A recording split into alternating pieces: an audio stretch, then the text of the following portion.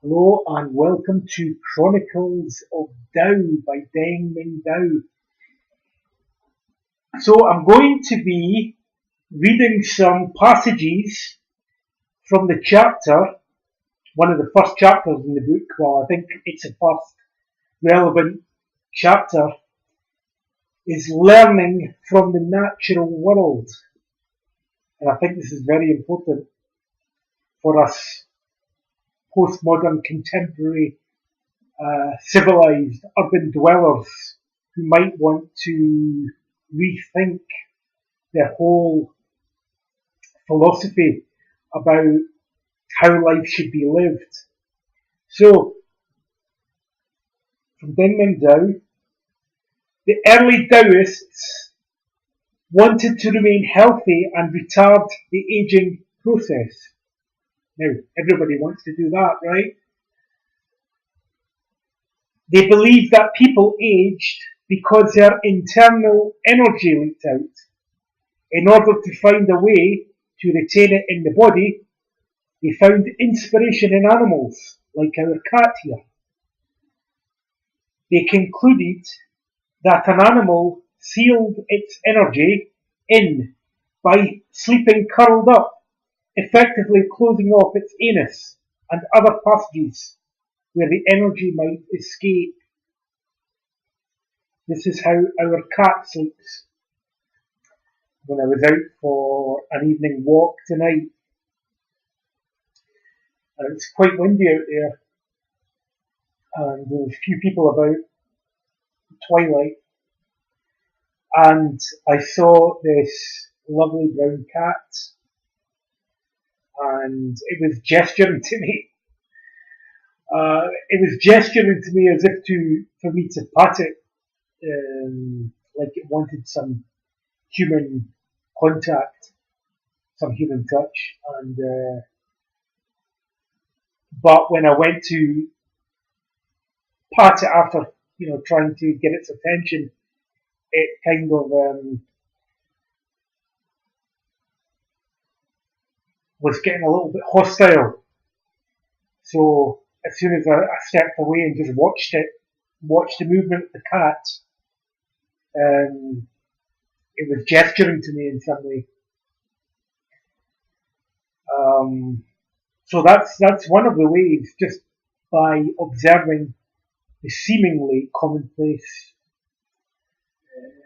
events of ordinary life, re-examining them, trying to see them in a new way, because nothing in our life is really mundane.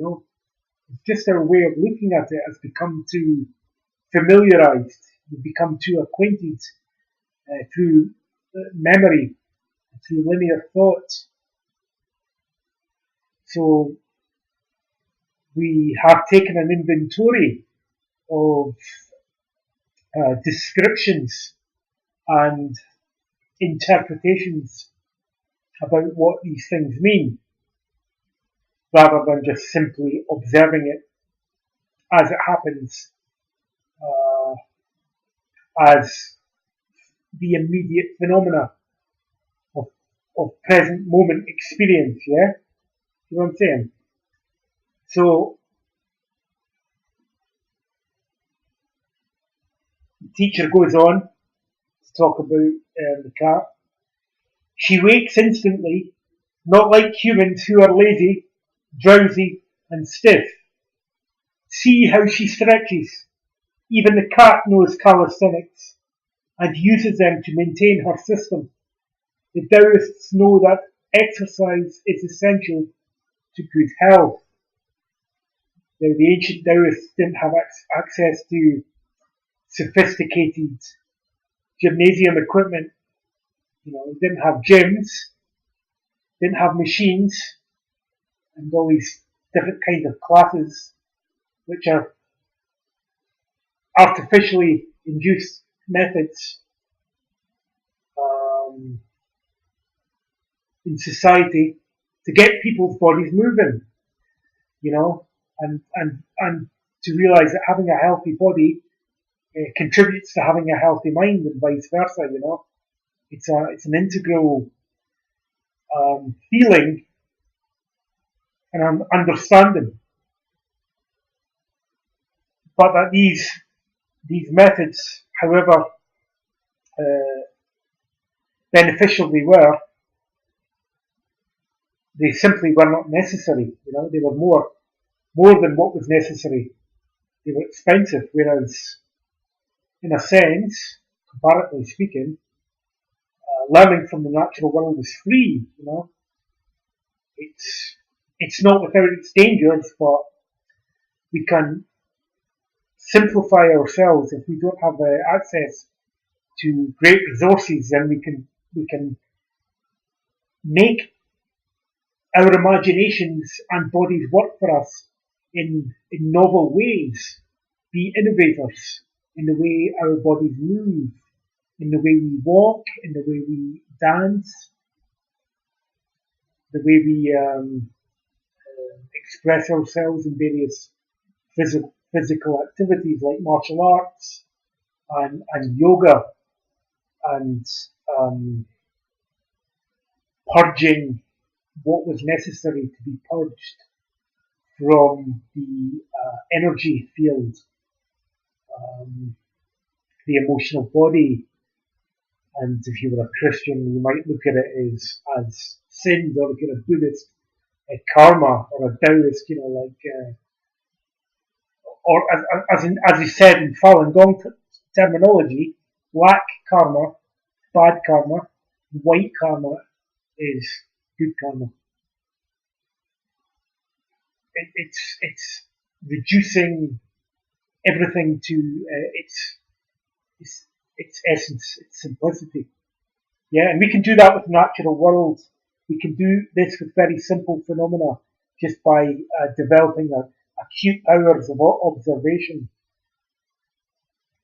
And because we fail to pay attention to the details and think that our lives are less meaningful and less magical than they actually are, if we were able to accommodate a different perspective, see things in a different way. Right.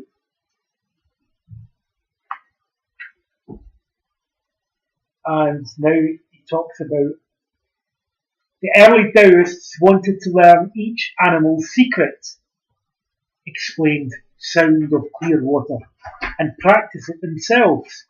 In the beginning, they did not understand everything. Like you looking at the cat this morning, they only suspected certain things.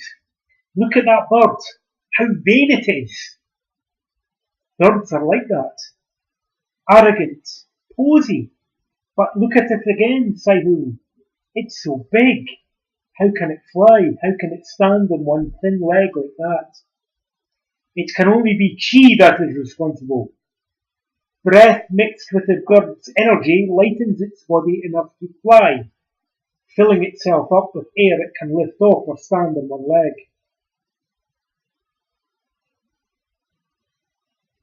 I assume he's talking about a crane, a heron. These lone birds, these solitary birds that you see by riverbanks, thatched on stones. And you get an idea of both their majesty and their solitude and their profound simplicity, their stillness. We are not simple like that. We think we have minds that have elaborated things, and the elaboration was part of the evolution of our consciousness as well. Because it's always a mistake to say that because our consciousness has evolved in human ways, or ways that we think are spiritual, to say that the crane's awareness is somehow inferior to that. I mean, that's not thinking outside the box. There are many ways, potential ways, I would advocate, that even certain animals and birds possess in greater amounts than human beings. It's just awareness expressed in a different way, just because they don't develop masterful cultures, with in mathematics and libraries and scientific institutions and things like that. Nonetheless, that doesn't really tell us too much about their awareness, their consciousness. Have we ever actually studied these beings? And not from a scientific perspective, but from the perspective of a phenomenological observer. What presents itself to your senses when you're observing the bird or the animal.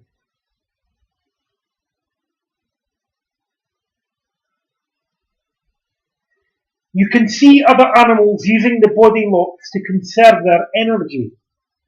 The dog sleeps curled up. The deer puts one hoof against its anus while sleeping. Observe, Saihun. All nature knows the secrets of longevity, except foolish humanity. Well, the ancient Taoists practiced both internal and external alchemy in their quest for immortality, what they believed was everlasting being in the world, or at least somewhere in existence in the universe. So, by observing certain animals, we find that they are a lot more intelligent, but intelligent in a very different way from human beings. What we would call intelligence, advancement with all our technology and all the rest of it. Well, in a sense, is it really advanced? Modern philosophers like to talk about the dialectic of progress, meaning that, the more our consciousness develops and discriminates and becomes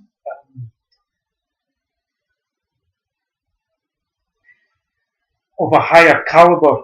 It can only be human after all, even if we are potentially destroying the planet and each other and doing many things that are toxic and venomous, like building, storing vast amounts of weapons, especially nuclear weapons, with the potential of destroying humanity and the earth and everything in it. Is that an intelligent thing? Is that intelligence?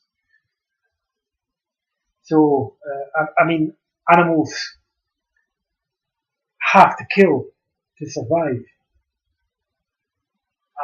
but we don't. We have developed. We can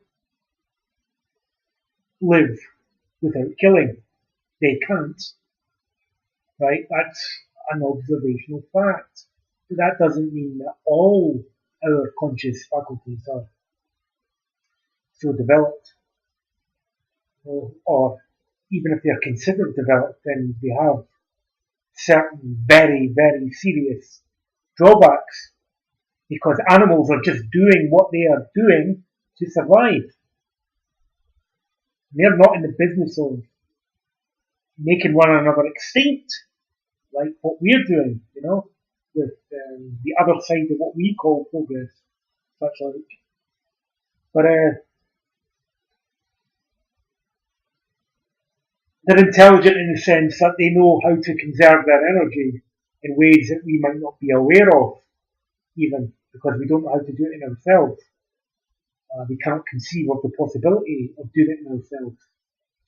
But nonetheless, that's what the Taoists are about, finding out about this stuff. So it goes on to say, when a deer is running, all the energy is in its extremities, at the hoofs, tail and antlers. The deer is powerful. Through its use of body locks, it maintains its internal energy and circulates it outward. Since the deer sends all its energy upward, it can easily run uphill.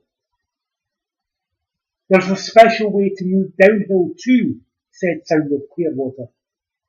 What's the worst thing about walking downhill? Isn't it that jarring feeling on your bones? The Taoists noticed this and looked to the tiger for inspiration. Nothing moves downhill like a tiger. He is unhurried, relaxed, loose. He slinks down the hill. His every step falls effortlessly into place. He is lithe and sleek, not like a person who stumbles and descends clumsily. The tiger is a symbol of strength in the bones and sinews. Coming down the hill, he uses relaxed strength and flexible joints and just eases down. He never jars his bones because he is resilient. In all the animal kingdom, the tiger has some of the strongest bones, so strong that they too can be used as tonic medicine. So when descending, use the relaxed strength of the tiger to slow yourself and keep the joints loose to protect your bones. When ascending, make your body light. Use the rising energy of the deer to make your climb effortless. Interesting because I got the image, I wouldn't quite say it was a vision, but certainly the feeling of the energy of a tiger rising in my consciousness.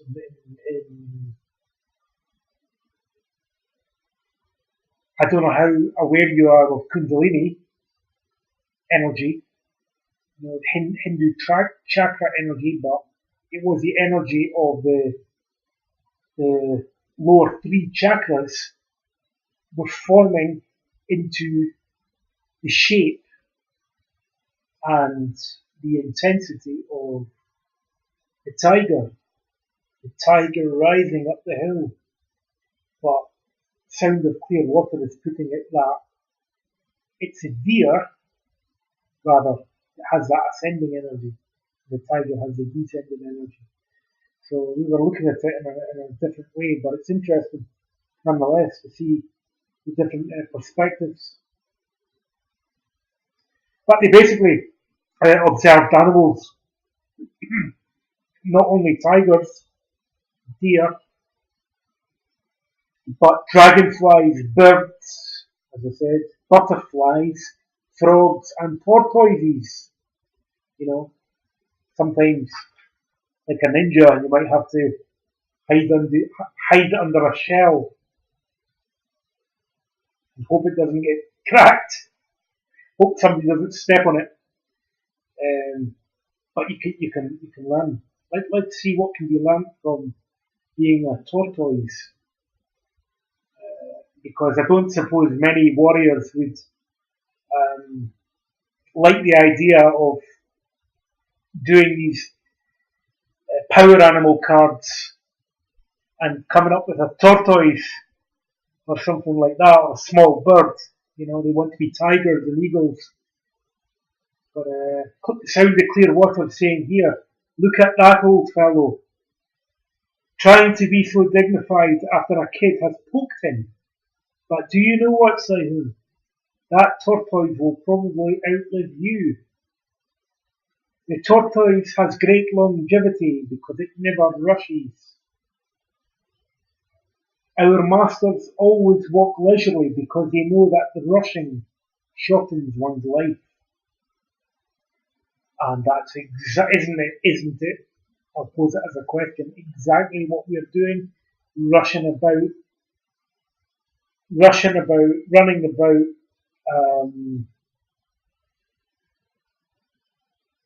feeling anxious and stressed, and supposing that we should just accept this and even enjoy it as part of life. That we should just,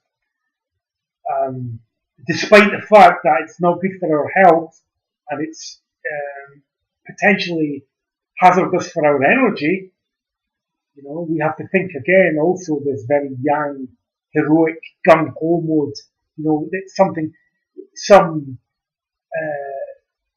being who's always charging ahead because it's driven by ego, self-importance, or self-aggrandizement. We have to kind of get behind ourselves, as it were. Be a lot more suspicious of our own motives. So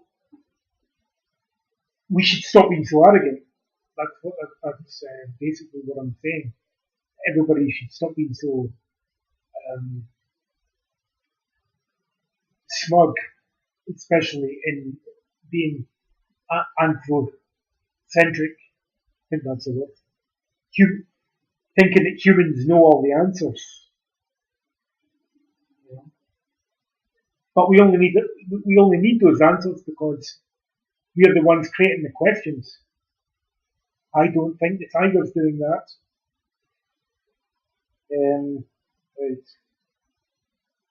And then again, I'm not saying that the tiger or the dolphin or the bear is more intelligent, but that it's intelligent in different ways, some of which could be more advanced than we are. In certain ways, yes.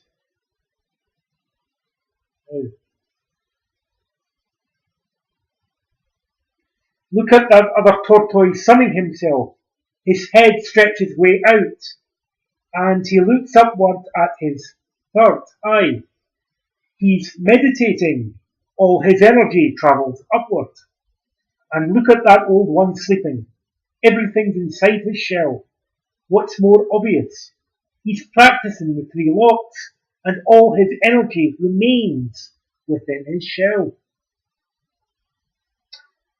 So perhaps if we understand Taoism, if we understand the importance of saving energy and conserving energy and stop being in such a fucking rush, then we can certainly appreciate the wisdom here of Sound of Clear Water, the Taoist, which is representative of a more passive, well, perhaps passive is not the best word. However, for lack of a better one, I will call it passive. At least having the humility to realise that nature's intelligence manifests through multiple forms: animals, plants, insects, birds, trees, and it's all part of the Tao. So, and we've made it complex, but the animals are very simple with it. You see? And nothing could be more simple than the humble tortoise, invisible, not trying to stand out, not trying to be heroic, but approaching cautiously without the burden of ego. Okay, I'd like to talk about more animals next time, but I've always been a lover of nature and animals and the various patterns of behaviour. So I think we can learn a lot from the animal kingdom. So until the next episode of Chronicles of Tao, thanks for listening.